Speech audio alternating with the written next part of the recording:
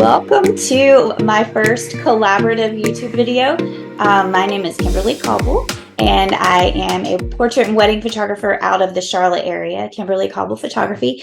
And I have here with me my friend Blakely Fowler, and he is my second shooter. And so our goal today is to just talk a little bit about the lead photographer, second shooter dynamic and how I work it in my photography business. So I'm going to let Blakely introduce himself. Yeah, so I guess we're just going to have a little bit of bird walking in our conversation. It'll probably go all kinds of different directions. But yeah, so my name is Blakely Fowler, and I currently live in Beaufort, South Carolina. And I've been, for me, it's a quote unquote photographer because it's still kind of a hobby for me since. I don't know, God, I probably got my first DSLR in 2016, 2015, 2016, and have just kind of been going ever since. I was fortunate enough to cross paths with Kim when we both taught at Oak Ridge Middle School in Clover, South Carolina. And fortunately for me, she took a chance on what was then just a kid with a camera and allowed me to come along, and has been a wonderful mentor to me ever since. So when I met you, you didn't even have a camera. You had I was running off an iPhone. Yeah, I was shooting.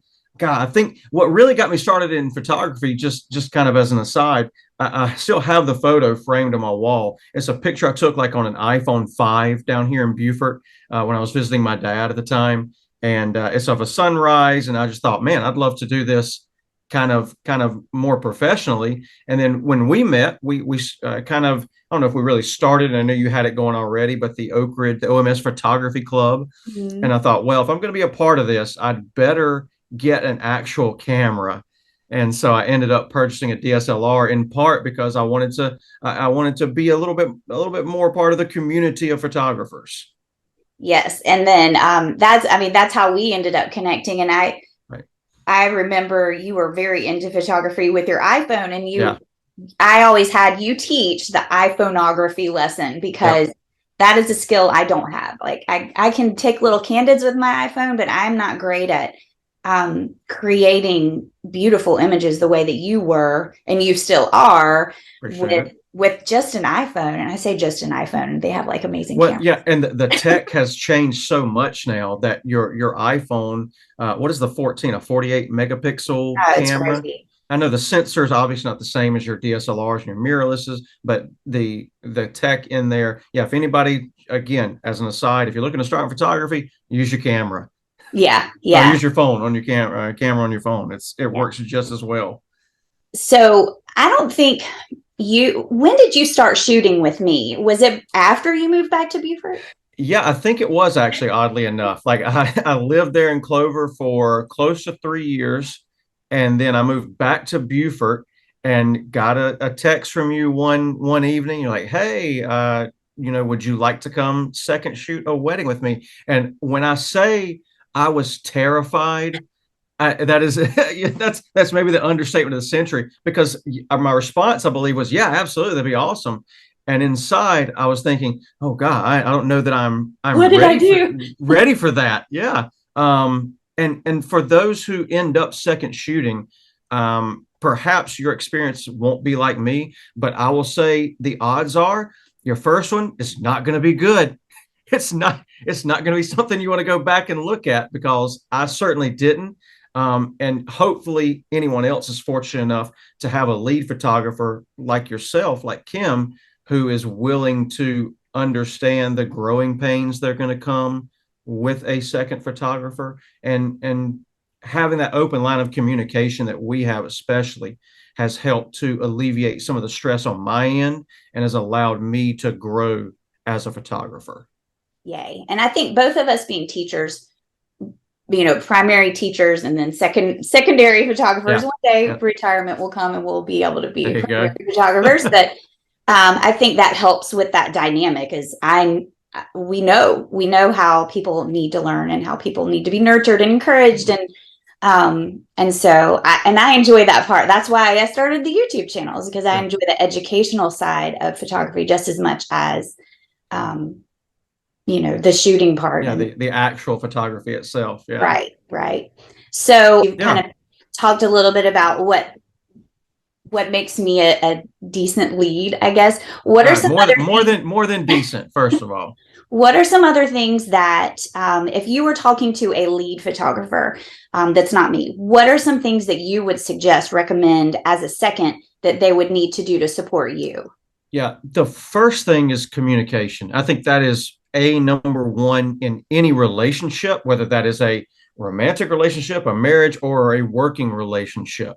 Like, communication is of the utmost importance. And that doesn't just fall to verbal communication. I know when we're shooting a wedding, there is, I guess at this point in time, almost an unspoken language, I think, where we see each other and where each other's going. And so that only comes, though, through the building of verbal communication, through that relationship building, talking before the wedding with your second photographer about what your expectations are of them. Are you looking to have your second photographer shoot opposite lenses of you? Or are you okay with them shooting kind of the same lenses as you're shooting? Do you want them capturing the cocktail hour? Like, what are your expectations of cocktail hour? Just those little things that will, again, alleviate some of the stress on the second, so that they can get those creative shots, which I think is what every lead photographer really wants out of their second, are those fun compositional photos that are a little different than maybe you're going to get your traditional formal portraits. So communication, big thing off the bat. And then the second thing, we've gotten to a point too, with working together so often, that, like you said, we don't even have to, we do meet together and chat, especially prior to the ceremony, to talk about, specific places we're going to be, what lenses we're going to use. But especially during the reception, like, we're always kind of keeping an eye on each other so that we don't get in each other's way. And you'll go up, if there's a vantage point that's up high, I'll be down low, you'll go up high. We just kind of switch back and forth. And I think that, I guess, initially, if you're working with a lead or a second, the first time, you got to verbalize those things. But at this point, we've worked together so long, it just happens. It's nice.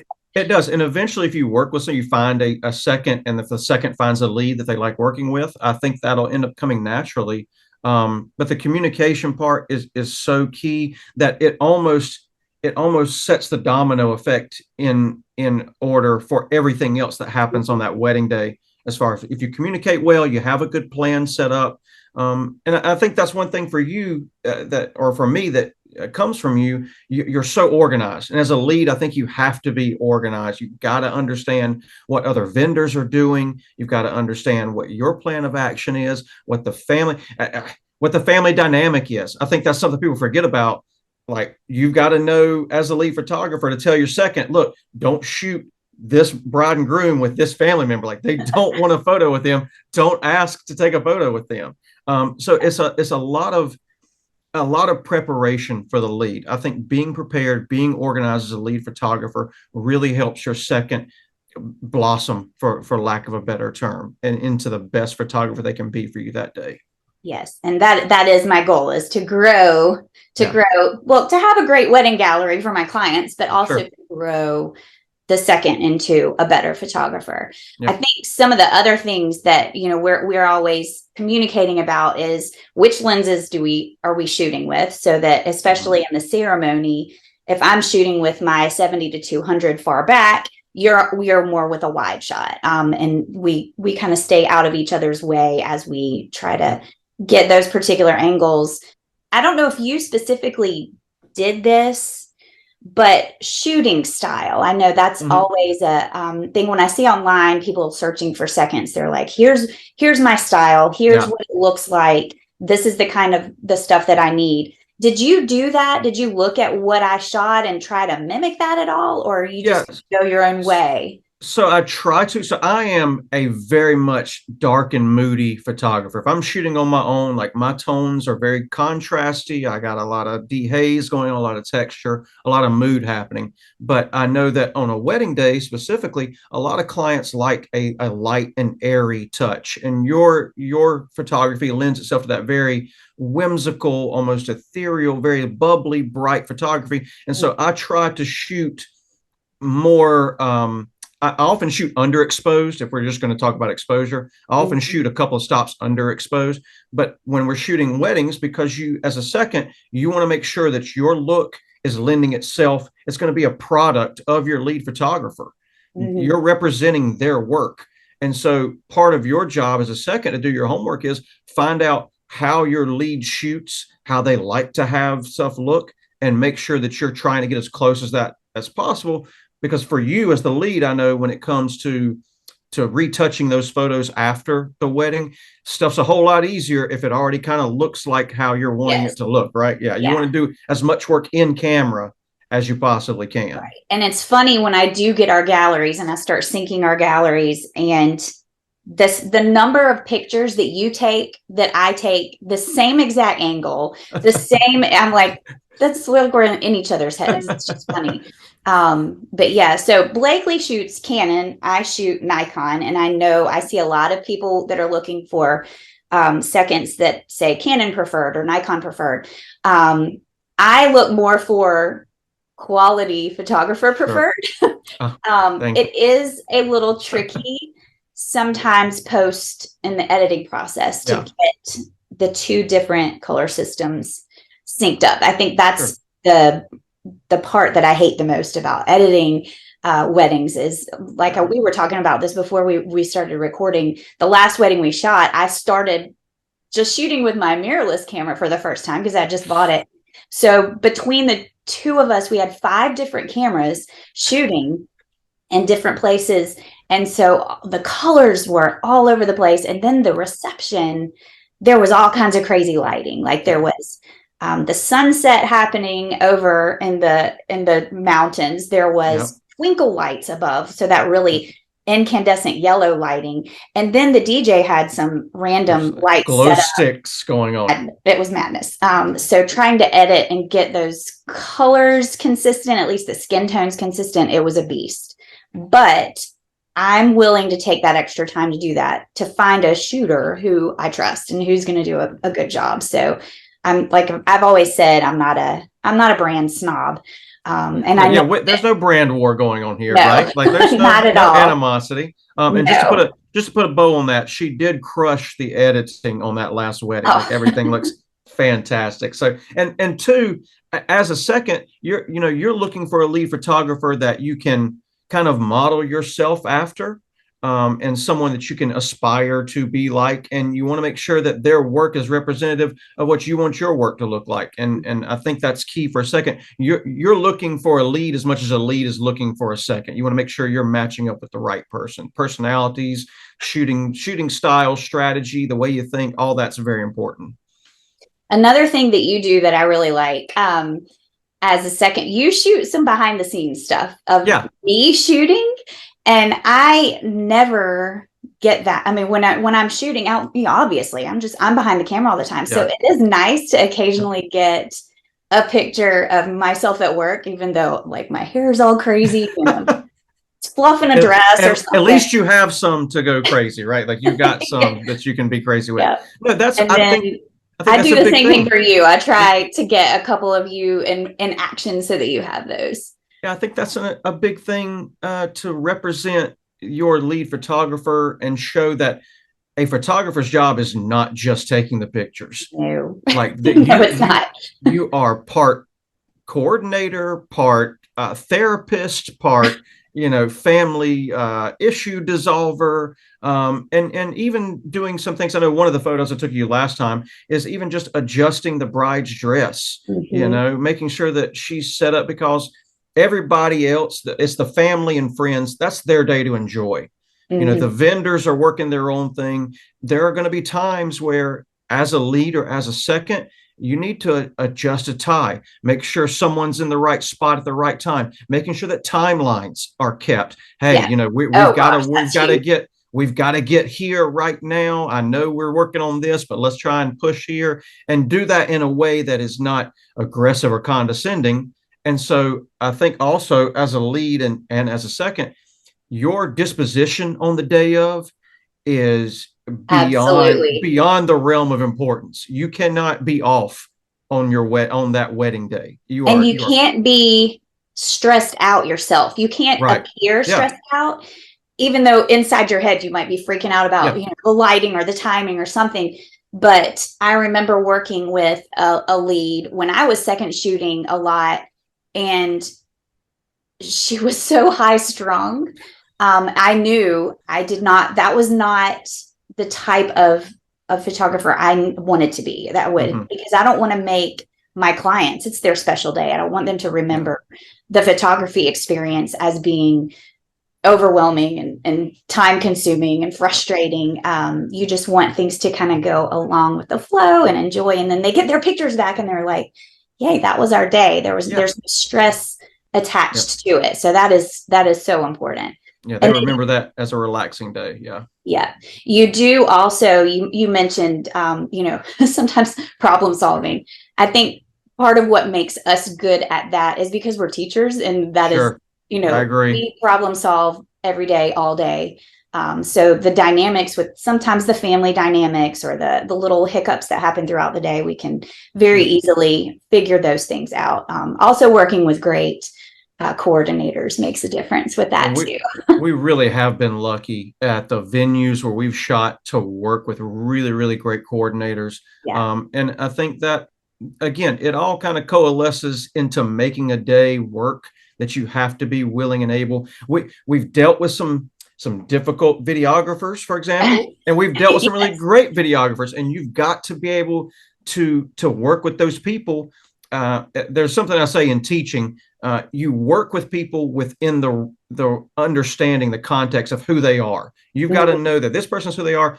I, as the teacher or the photographer, have to adjust to these people and be okay with adjusting to them, and understand that, there are going to be times where I'm not going to get my way exactly, but you've got to figure out a way. And you're so good at working around whoever's in the way, whether it's a videographer or a family member or the coordinator, like making sure you still get that shot. And you're right. You've got to be calm, cool, and collected on that day. You cannot let the bride and groom see that stress. You can internalize, duck on water. You can be underneath, you can be panicking, but you've got to be cool on top. Yes, that's a great analogy.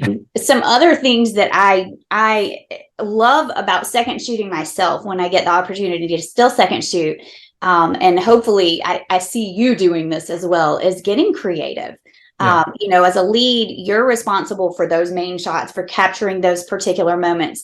But as a second, you have a little more flexibility and freedom to go get a creative angle, or go upstairs and shoot through the stairwell, or do something interesting. And I love seeing some of your creative compositions when I get your galleries. I'm like, whoa, that's really awesome. The last one we had this really awesome stairwell, and the first look was in the stairwell. And so I was down kind of towards the bottom, making sure I got all of the main parts. And you had gone way up high and shot down through in between. You framed it up with I love that. The rail in between the railings and stuff. Yes. Yeah, that was fun to do. Yeah. The same thing with the first dance. You had gone up to the second floor and shot through the rails and created this really unique composition that turned out beautiful in black and white. The colors were a little odd because there was like bright light coming from a lot of things happening. Yeah. Yeah, but you did to black and white, we're all good. and that's what I think. Yeah, that's one thing. If all else fails, turn it to black and white, right? Yes. It's a timeless look. That's, and I will say, I'm going to give some credit to my beginnings, quote unquote, in iPhonography. As far as my composition goes, you're not working with the very best camera, so you've got to compensate with composition. Yeah. When you're doing iPhone or phone photography. And so it has allowed me to kind of view the world in a way that I can get a little more creative. I can do some of that foreground composition or your rule of thirds where you're placing the couple in an upper corner or anything. And I'm fortunate to, again, you've got to find the right lead photographer. I'm fortunate to have a lead photographer that values that creativity, that wants that composition. And so it allows me to be who I am as a photographer more often than not. So a couple of other little things that just I've developed over the years, and that, you know, just from having conversations with my seconds have kind of evolved. Transfer of images. That's always like, how do you get the images from your second? And so what we have done, I guess it works pretty well, is you just give me your SD cards, and I will either mail them back to you carefully. Very good. So very good packaging. Yeah, you don't want to get those smashed in the mail. I was right. Handle with care. Do not bend over the top of everything and put it in between two pieces of cardboard. But or sometimes if you're up in the area, because you do travel back and forth. Family's still up there, so come see y'all. Yeah, you'll just pick those up. And then, you know, a lot of leads are very possessive over, once they get those images, they don't want their seconds to have copies of them. They don't want seconds to edit them. But I don't know. It's just my whole community over competition mentality is, and I'm trying to build you up. You're not my competition. You're my team member. So I want my seconds to be able to show off their work and post and share and add those to their websites and things like that. Which I don't know if you've done a lot of yet, but initially you seemed always scared to even look at them. Yeah, I am. Those first couple of weddings, I don't know that I ever looked at them. They're long gone. I am forgotten. And the apologies on my end. Not by the bride and groom. Not by them. The apologies on my end will never stop for those. But yeah, as I get more and more, I guess, professional in my work, I do certainly go back and edit the photos that we've taken at our wedding, and just as a couple of things there, the transfer of photos. If you're a second, the lead photographer is going to want those images in the best and easiest way possible. For us, that's just the exchanging of SD cards. So as a second, make sure you've got enough SD cards in the back end to hold you over till you can get those back. They're a little bit expensive, but it's worth investing in some good, fast SD cards that you can hand over to your lead, they can use, and you've got others to back you up. And then as far as editing and using the images that you shot as a second, I am very fortunate that you do build up your photographers that you work with, and you're always there's constant text messages, phone calls. Hey, are you using those photos? Did you look at them? They look great. Did you do? And I'm so hard on myself as a photographer, and I think we probably all are. That's tough for me to do that. But yeah, when the time comes for me to kick up that website, I am very fortunate that you allow the editing of those photos in my own style, in my own way, and then to be able to use those for advertising for my purposes. It's just, again, it's a serendipitous kismet thing that we cross paths and that we've continued to work so well together. Can you tell he's an English teacher? Yeah, I know. English teacher, the big words. I hope for every second that that's the case for them, and that if it's not, it's like any relationship. If it's not working, get out of it. Say, hey, it's been good, but maybe it's time to part ways, because you want to find somebody that is not only encouraging of your art and your craft, but is also there to mentor and lead you and teach you and show you. There have been so many times, especially in the early goings when we were working together, where you'd be like, hey, make sure you've got your shutter speed, where it's not going to cause blur. Make sure it's turned up. Make sure that you've got your aperture turned down so you can get that shutter speed cranked up even further. It gives yourself a little more play. Things that I didn't know in the beginning. I was just a camera clicker. I was not a photographer at that time. I was just someone pressing a button. It's a very wonderful thing that you've been so kind to me. And I hope that for every second. And I think one of the things that I shared with you, though, not this past wedding, I don't know that honestly I could make any suggestions for this past wedding because you did such a fantastic job. Thank you. But when you're taking pictures of the wedding party and you've got your, vertical alignments, trying not to get their head too close to the top and their feet too close to the bottom, because, our cameras will take more like a standard 4x6 shape.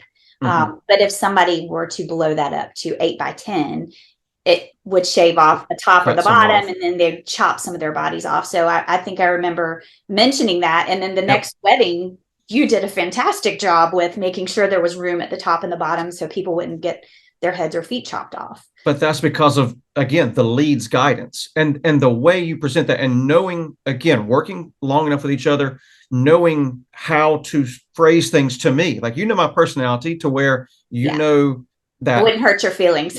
you know that how you say something is more important than what you say to me. You can say anything to me, but how you phrase it is how I'm going to receive it. And again, that comes with time. That comes with finding someone that you work well with. And it's one of those things that I value, those messages. Hey, check out this, make sure, can you make this adjustment next time? And hopefully it does occur the next time and every time thereafter, but it's only because of that leadership quality and that teaching quality that you bring to the table, that every lead photographer needs to make sure they have, that you're offering constructive criticism to your second, so that you not only are they getting better, but you're getting the best product possible out of your second.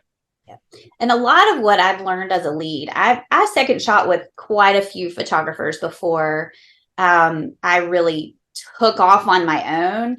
And I still enjoy second shooting because I get to be more creative. I don't get to second shoot as often anymore because people don't ask me, because numero uno right there. She doesn't need to second shoot anymore, but it is fun. But I learned a lot from watching other photographers and kind of how they worked. And I was like, well, I do want to emulate that in my photography and my client experience, or I definitely don't want that to be the case. I shot with a couple of photographers and they never even sent me the gallery. So I wouldn't know, how many pictures did they use of mine? What did they use? What was good? What was not good? And then I shot with another one and she would do kind of like what I do with you, send me screenshots while she's editing. Oh my gosh, this is a beautiful composition. I really love this one you took. And I was like, that built me up, and that fed me as a photographer to grow and want to do more. And I can't imagine not doing that for somebody. Yeah, no, the endorphin high that comes from getting those, hey, I love this, look at this, here's the gallery, you did so well. And for me as a second, and it may be a little a trick of the trade behind the scenes look here, before we go shoot a wedding, as I'm prepping all my equipment, I'm getting all my lenses cleaned, making sure my sensors are clean on my cameras, I will pull up past weddings that we've shot and take a picture of a pose or a moment that I know we really liked. And so then as I'm photographing on the day of, I've got it right there on the back of my camera. I can scroll through, I see that pose, and then I can pose the couple without going to my phone or without trying to think, oh, let me think about what I want to do here. I've got it right there ready to go. And so I think that's been a big help, because you've told me, hey, I really like this. I like this. I like this. I can then transfer that to the next wedding while making a unique scene for that couple, getting a shot composed and framed in a way that they're going to want to have forever. Yeah. Well, we only have just a couple minutes left before this Zoom is going to kick us out. So are there any other things that you would suggest to people out there, seconds or leads or other ideas, funny stories? No, I think probably the only thing I would say is to market yourself to the leads in your area, start networking, communicate with them. Again, I was fortunate that we just happened to cross paths, but I've also worked with another couple of photographers down here in Beaufort, because I've gotten out and networked at different gatherings or different events where I've had a camera and gone up and just started talking shop to people. Don't be afraid. The photography community, for the most part, is such a kind community and always willing to talk to you about how to get better or who to get in contact with. And so that would be my biggest thing. Network, and get out there and put yourself in a position where you're going to be made available to your lead photographers, and then work your way from there. And just to springboard off of that, I don't know if you have this resource available in the Beaufort area, but there's a national sort of organization for creatives called the Rising Tide Society. Okay. And they have what are called like Tuesday Together groups, or Tuesday Together. Anyway, alliteration, yeah. Groups in bigger cities. And so there's one in Charlotte, and that okay. is where other than Blakely, we just happened to cross paths because of our school and working together. But that's where I have been able to find other seconds when I need them. As you go on there, it's like a Facebook group, and you say, Very hey, cool. I'm looking for a second. Drop your website or drop your Instagram. And then I've physically met with every single one of my seconds before hiring them, to make sure that we have that good communication and we have that vibe, because it would be awkward to try to work with somebody you just didn't get along with. Thankfully, I don't know that I've ever met with somebody. Yeah, you don't want to meet you don't want to meet just day of, right? Like you want to get together. Right. It's like meeting with your bride and groom. You want to meet your second or your lead beforehand. Make sure that relationship is going to be good. Those vibes are good, and that way your work will show that. Yeah. All right. Well, thank you so much for doing this with me and hopping on. Absolutely. Helping me make another YouTube video. I do have a blog post that will be coming out about this particular topic as well. Thank you so much for doing this with me. And thanks for having me on. Yeah. A fantastic day. All right. Thanks. See ya.